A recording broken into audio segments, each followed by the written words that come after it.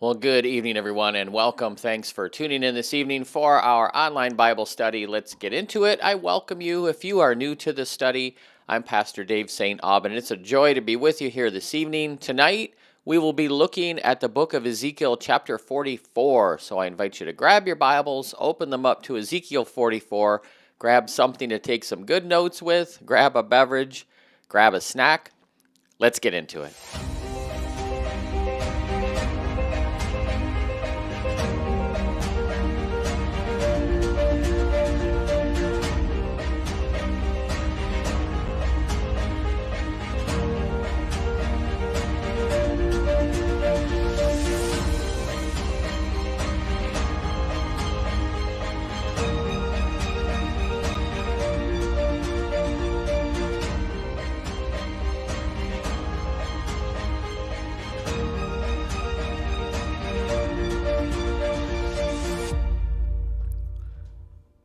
Well, again, good evening and welcome, and thanks for tuning in. I do pray that your day has been going well. Pray that your week's been going well, and appreciate you being here this evening as we continue our journey through the Bible, one chapter at a time. We are in the home stretch here of the book of Ezekiel. We are in chapter 44 of this 48-chapter book, and we are focusing now on the new temple, the temple in the millennium. So in chapters 41 and 42, we saw the vision that God gave to Ezekiel of the design of this structure, what it would look like, the outer wall, the walkways, the gates, the pillars, the outer court, the inner court, the vestibules, the other building structures within this complex. And then last night, what we talked about was the return of God's glory coming into this new temple, this millennium temple. So what we have to keep in mind here is that this is the temple in the future. This is the temple in the time of the return of Christ when he comes to reign on earth. So this isn't Solomon's temple. This isn't Herod's temple. This isn't Zerubbabel's temple that was rebuilt at the time the exiles came back. This is in the time of the return of the Messiah. So we have to keep all this in mind, that this is a vision that is being seen. And the purpose of this vision would have been to give the people, the Israelites, hope as they were preparing to return from exile, that they had thought they lost their land, that they lost their beloved city, Jerusalem, that they lost their temple where God dwelt. And now God's giving a vision that he will once again dwell among his people. So we've seen the design of the temple structure. We've seen the return of God's glory. Tonight we're going to look at the eastern gate. This is really interesting information we have here, and we have a lot to talk about. So let's get right into it here. Open up your Bibles to Ezekiel chapter 44. If you don't have a Bible with you, not a problem. As always, we put all the verses up here on the screen. You can follow along with, take some good notes tonight, and let's get right into it here. Verse 1, Then the man brought me back to the outer gate of the sanctuary. So remember, Ezekiel has a guide here. We saw this several chapters ago. It was a man that looked as though he was made of bronze, which is an indicator of strength. And so this figure is leading Ezekiel through the vision, but God is speaking to Ezekiel through the vision from the temple. So the man brought me back to the outer gate of the sanctuary, the one facing to the east, the eastern gate, and it was shut. And the Lord said to me, This gate is to remain closed. It is to remain shut. It must not be opened. No one may enter through it. It is to remain closed because the Lord, the God of Israel, has entered in through it. So this guide that is leading Ezekiel in this vision, he takes him back out from the temple to the eastern gate, the outer gate. The gate itself on the east end of the temple structure, which we've looked at. This is the very outer eastern gate into the outer court.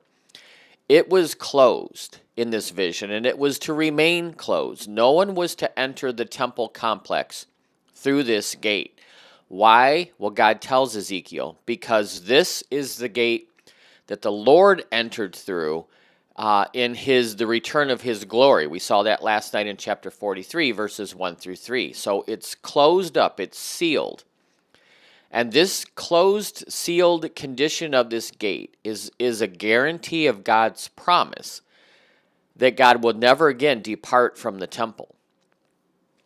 As a mark of honor to kings at this time period, in the historical time period of Ezekiel, a mark of honor for a king would have been that no one would enter in through the gate that the king entered in. That was just a mark of honor. And so we see that again here, but more so it's a promise of God's word that he would never again depart the people, the temple. So again, this isn't Solomon's temple. This isn't the gate of Zerubbabel's temple when they returned from exile. It's not Herod's temple, which was the second temple that the Romans destroyed in 70 AD. There's no evidence that any of those gates, of those structures, was closed. And additionally, this is not a reference to the gate on the east side of the temple enclosure in Jerusalem today. If you go to Jerusalem today, you see this structure, this eastern gate, and the eastern gate is closed. It's been closed for centuries, but this is not this gate. For one, the dimensions are much different from what we've seen. But this is the millennial temple. This is in the time of the return of the Messiah. So the eastern gate today, if you go to Jerusalem, this eastern gate, it overlooks the Kidron Valley, and it's been closed. It's been closed since the time of the Crusades, nearly 1,000 years ago. The Crusaders, they walled up this gate because they believed that Jesus entered the Temple Mount by this gate on Palm Sunday, what we call Palm Sunday, that he rode on the donkey out from the Mount of Olives through the Kidron Valley into Jerusalem. And so at the time of the Crusades, the Crusaders closed this gate up because they felt this is where Jesus entered and it should be closed until he returns to re-enter the Temple Mount. In the book of Zechariah, when we get to Zechariah chapter 14, Zechariah verses 4 through 5 of chapter 14 presents the Messiah coming to the valley on the eastern side of the temple in preparation for his entry to the temple area.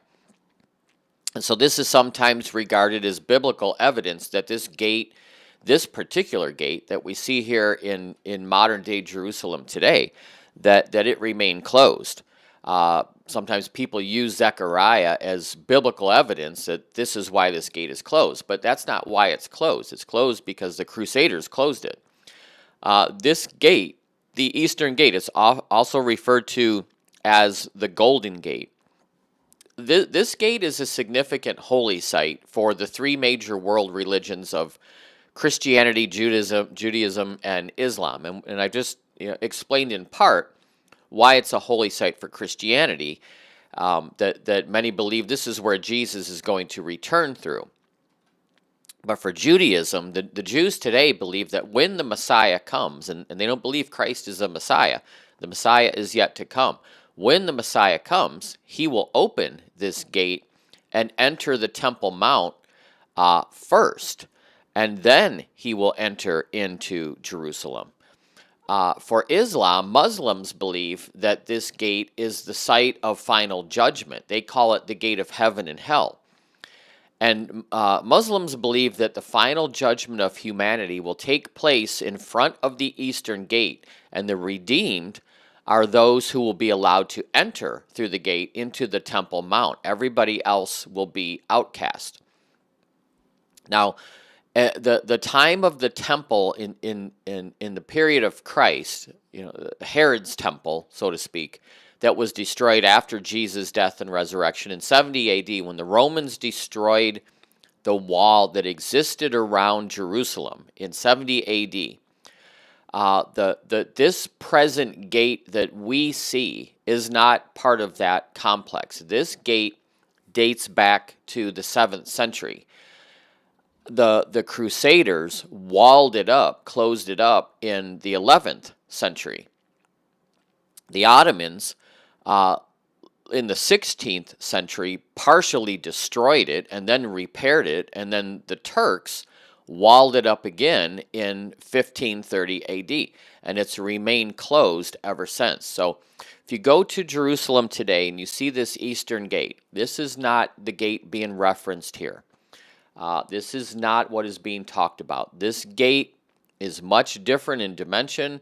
It's not what God is revealing to Ezekiel. It's closed up for different reasons. Again, the Crusaders closed this gate up. God didn't seal this up. It may well be opened up again when Christ returns, but this is not what is being described here. What is being described here in Ezekiel is the millennial temple. So verse 3, the prince himself. So God's saying, again, Ezekiel, this is to remain closed. The prince is the only one who may sit inside the gateway to eat in the presence of the Lord. He is to enter by way of the portico of the gateway and exit out the same way. So after the glory of the Lord enters in through the temple complex, through the eastern gate, and this gate is closed, a king, a prince, who was going to rule over the Israelites, would sit within this gate complex and eat sacrifices to the Lord at that place. He would enter the gate complex by way of its vestibule, its portico, and he would go out the same way.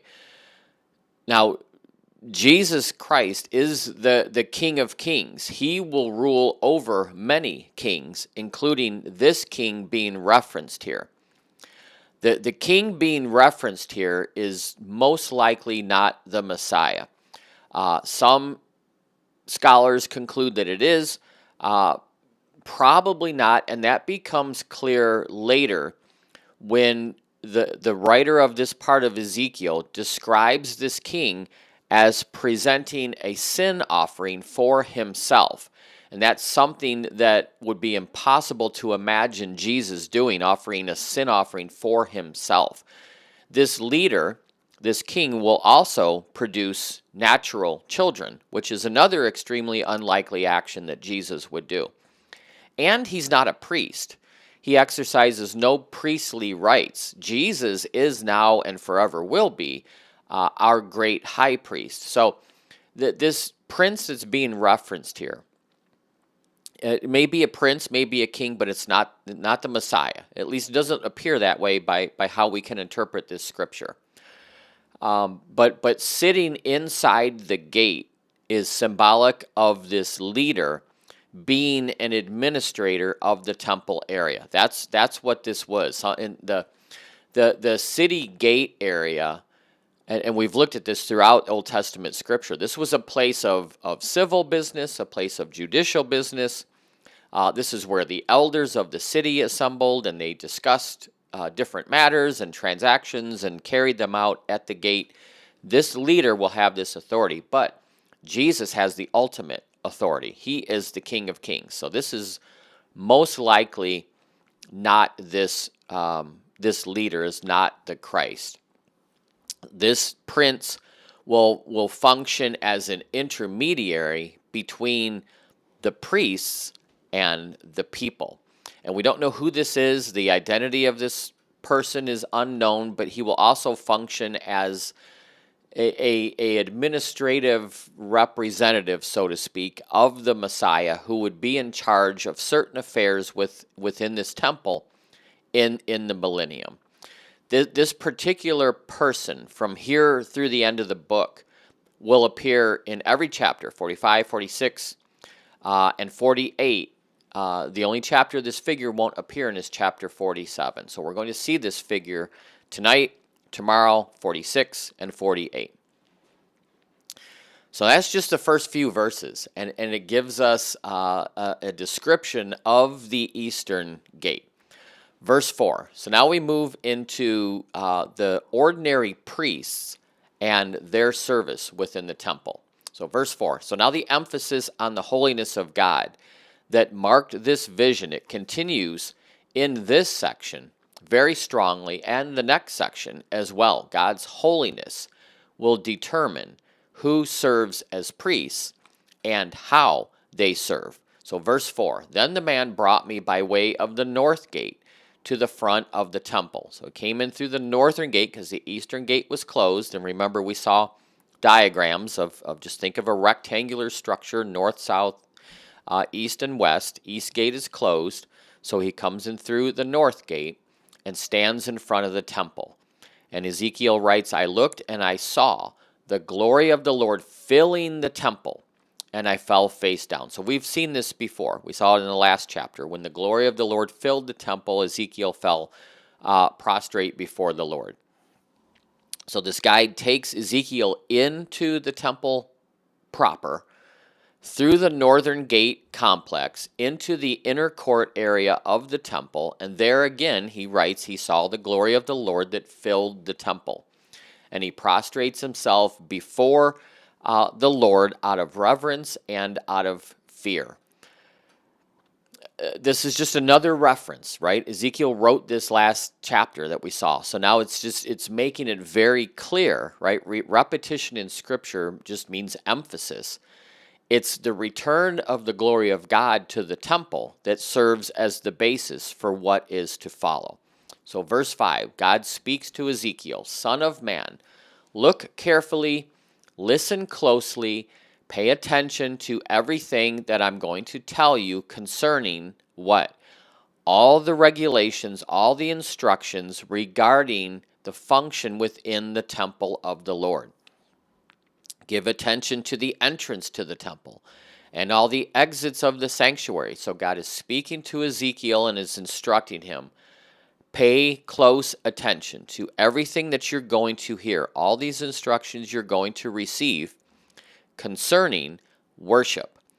And Ezekiel needed to give special attention to all the entrances leading into the temple proper. Why? Because it's there that the common life of the people were going to interact with the holiness of the Lord within this sanctuary. Verse 6.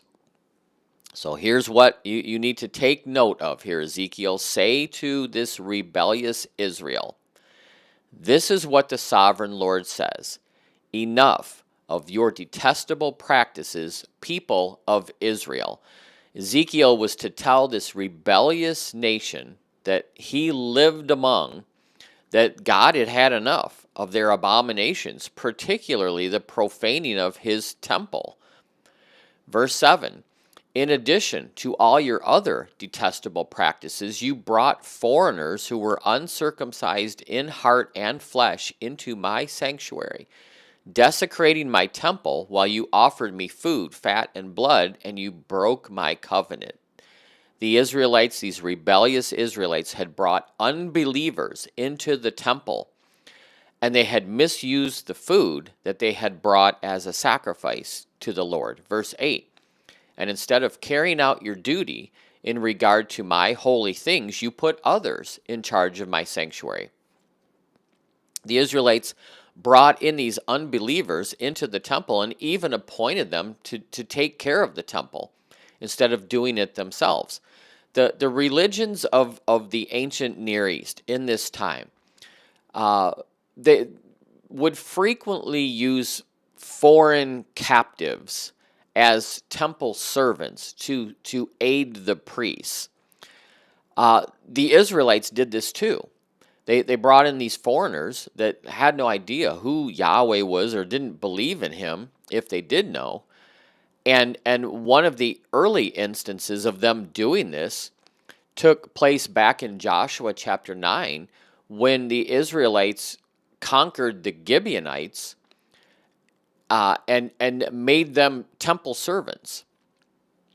The law through Moses, going back to Numbers, forbid this. Forbid any unauthorized person from serving in the tabernacle or the temple. And yet the Israelites had done this. And God is saying, I've had enough of you defaming me and profaning me and this abomination in my sanctuary. The foreigners who did believe in Yahweh, they could assist the priests, but they couldn't serve as priests. And that's what the Israelites had done. They had appointed these foreign non-believers to run the temple. Verse 9, so this is what the sovereign Lord says. No foreigner, uncircumcised in heart and flesh, is to enter my sanctuary, not even the foreigners who live among the Israelites. So in this future millennial temple, foreigners, those who are uncircumcised in heart and flesh, in other words, unbelieving Gentiles, they would not be allowed to enter into the temple proper. Probably not even into the temple precincts. They would not be allowed in. In this time of the millennium, this 1,000-year reign of Christ, even though everyone who enters the temple would be a believer, not everyone born during that time will become a believer. This is not the end time of end times yet. This is the 1,000-year reign of Christ. And so God is making it very clear. The unbelievers will not be coming in any longer to defile my sanctuary. Verse 10, the Levites who went far from me when Israel went astray, and who wandered from me after their idols, they must bear the consequences for their sin. Most of the Levitical priests who had been responsible for profaning the temple in the past, they're going to have to be accountable. They're going to have to bear the punishment for their wrongdoing. Verse 11, they may serve in my sanctuary, having charge of the gates of the temple and serving in it, and they may slaughter the burnt offerings and the sacrifices for the people and stand before the people. So they're going to be able to minister in the temple by overseeing the gates and serving in the precincts in other ways. They could slaughter the sacrificial animals. Under the Mosaic system of worship, it was the offerer who killed the sacrifice, not the priest. But since the Levitical priests led in this ritual worship of idols and caused these other Israelites to stumble in their walk with God, God's going to punish them, judge them, by limiting their service in the millennial temple. So the Levites led the people astray. So they can serve in my sanctuary, they can have charge of the gates, and they can slaughter the burnt offerings, and they can stand before the people. But, verse 12, because they served them in the presence of their idols, and made the people of Israel fall into sin, therefore I have sworn with uplifted hand, they must bear the consequences of their sin. They are not to come near to serve me as priests come, or come near any of my holy things, or my most holy offerings. They must bear the shame for their detestable practices. So they can serve in the area of the gates, and they can offer the sacrifices, and they can stand before the people, but they would no longer be able to approach the Lord and serve him. They can only serve the people. In other words, they're not going to be allowed to handle what was most holy, that being the things that were closely associated with the Lord in the temple. And that would be a source of shame for these Levitical priests because of their former sins, that they would not be allowed to do this. Yet, verse 14, I will appoint them to guard the temple for all the work that is to be done. So in spite of all this, within this limitation, God's promising to allow them to still be in charge of the temple structure, the maintenance of the structure, and certain things that transpired within the area. Their responsibilities have been stripped down. It's very important here because in the day of Solomon, the Levitical priests, even they had more responsibilities than what these priests of this millennial temple have. So it's a warning to the people. Because of what you've done, you're going to be held responsible. Verse 15. But, so now we see reference to the priests of the line of Zadok, the Levitical priests, the ones who are descendants of Zadok, those who guarded my sanctuary when the Israelites went astray. They are to come near to minister before me. They are to stand before me to offer sacrifices of fat and blood, declares the sovereign Lord. They alone are to enter my sanctuary. They alone are to come near my table and minister before me and serve as guards. So the Levitical priests from the line of Zadok, this priestly family, they would enjoy special privileges that the other Levitical priests had just been stripped of. Why? Because Zadok and his sons had faithfully served the Lord when these other priests were leading people astray. And so they, out of the line of Zadok, they would be able to approach the Lord and minister to God by presenting the sacrifices of the people. They had permission to enter the temple proper, to place the sacrifices on the altar that we saw in chapter 40, or on the table in the holy place, chapter 41. They would be allowed to fulfill what God commanded concerning worship. They and they alone, the priests out of the line of Zadok. The other priests, they could serve in a limited capacity, but that was it. It was only the priests out of the line of Zadok that could approach the Lord. Verse 17, and when they enter the gates of the inner court, they are to wear linen cloths. They must not wear any woolen garment while ministering at the gate of the inner court or inside the table.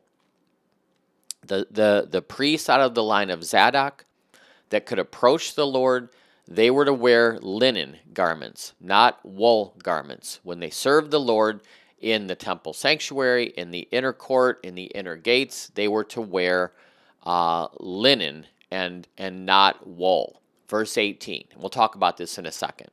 They are to wear linen turbans on their heads and linen undergarments around their waists. They must not wear anything that makes them perspire. So these linen garments included linen turbans, linen undergarments, no wool. They couldn't wear any fabric that would cause them to sweat because perspiration would make them wet.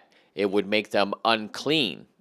Wool was also a product of animals, whereas linen was a product from plant.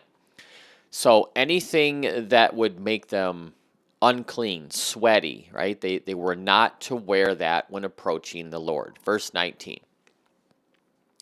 And when they go out into the outer court, where the people are, they are to take off the clothes they have been ministering in, and then they are to leave these clothes in the sacred rooms. And we saw those rooms, right? The priest changing rooms, and we talked about that in chapters 40 and 41 and 42.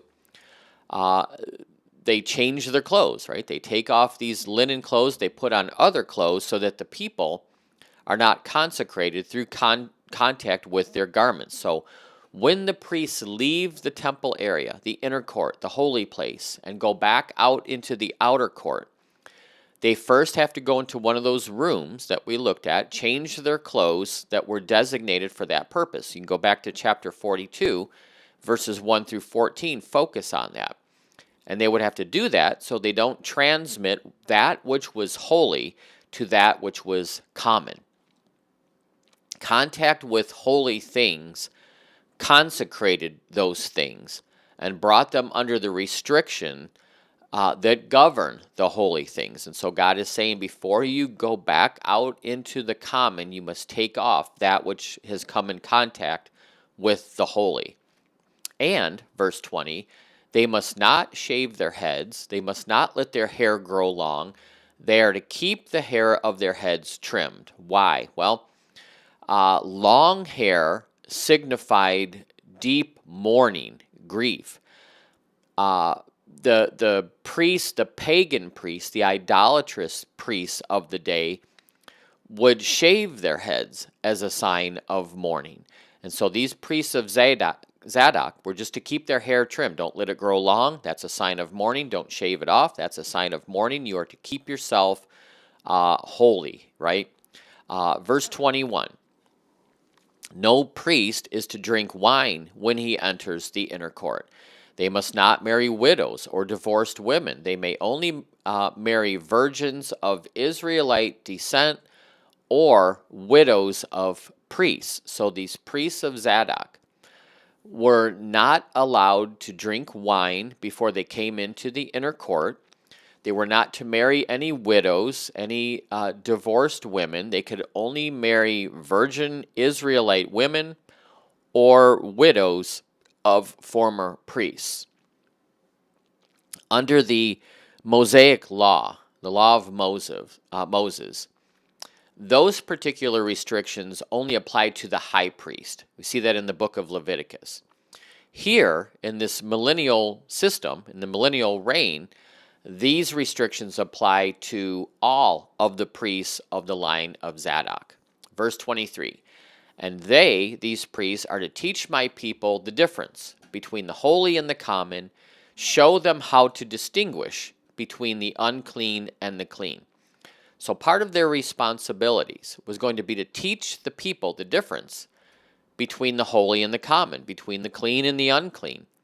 And the people would learn this difference as they observe the distinctions that are prescribed here in these verses that the priests are explaining to them. By the way they lived their lives, the priests would be examples on the difference between the holy and the common, the clean and the unclean. And their ritual holiness was intended to promote ethical holiness among the people that they were called to serve. This is the same duty of those who are in priestly roles, pastoral roles today, is to be an example through the way that you live. Verse 24, and in any dispute, the priests are to serve as judges. They are to decide according to my ordinances. They are to keep my laws and my decrees for all my appointed festivals, and they are to keep my Sabbaths holy. So these priests from the line of Zadok, among all their other roles and responsibilities, they were to serve as judges for the people, and they would make their decisions in harmony with God's law. Going back to verse 3, not only will this prince that we saw that is sitting inside the gate serve as an administrator under the Messiah, the priest would also serve as an administrator under the Messiah. They would keep the law. They would follow the rules set forth by God concerning the appointed festivals. They would set the responsibilities on how to observe the Sabbath day. They would be the ones, right, to live their lives in such a way that honor God and to teach the people the difference between the holy and the unholy, the clean and the unclean. Verse 25, these priests must not defile themselves by going near a dead person. However, if the dead person was the father or the mother or the son or the daughter or the brother or unmarried sister of this priest, then they may go near the body, right, and defile themselves. So these priests out of Zadok, they were not to have any contact with a corpse, except in the case of their own immediate families. And so we're talking about the millennial reign here, right? And so the law here is that they don't come into contact. So people are going to die during the millennial reign. When we get to Revelation 21 and we get to the eternal state, then there will be no more death or no more sorrow or pain or crying, right? Because all those things will be gone forever. But here, in the 1,000-year reign, based off of this restriction that you are not to go near a corpse, is an indication that people will still be born and die during this time. Verse 26. After he is cleansed from going near this corpse, he must wait for 7 days. And on the day he goes into the inner court of the sanctuary to minister in the sanctuary, he is to offer a sin offering for himself, declares the sovereign Lord. So after his initial cleansing from this defilement by coming into contact with a corpse of his immediate family, this priest would have to wait 7 days before resuming his priestly duties. And on the first day after those 7 days, after his cleansing, he would have to go back into the inner court and offer a sin offering for himself, which is what I went back to what I mentioned at the beginning of tonight's study, that to offer a sin offering for himself includes this priestly king inside the gate. So that couldn't possibly be Jesus. Jesus would not offer a sin offering for himself, nor would he have to cleanse himself. Verse 28, I, the Lord speaks, am to be the only inheritance the priests have. You are to give them, the priests, no possession in Israel. I will be their possession. So these priests would receive no other inheritance in the land except the privilege of serving the Lord in the unique, special ways that God had just permitted them to do so. And God would designate a portion of the land in which they will live, and we'll see that in chapter 45 tomorrow and chapter 48 next week, but that's not their inheritance.